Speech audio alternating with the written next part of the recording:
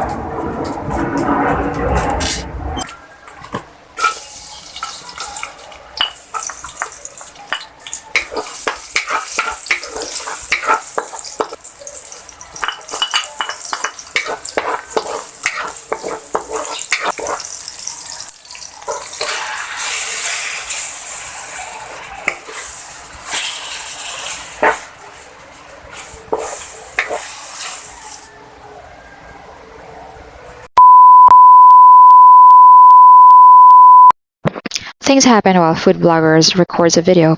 My struggle here is how to locate the video showing the whole process of cooking. Yet I was just looking at a needle in a haystack when I learned that I wasn't able to click the record button of my camera. Things happen out of our control. My apology. Nevertheless, my victory is when God gives wisdom of improving my creativity and editing skill.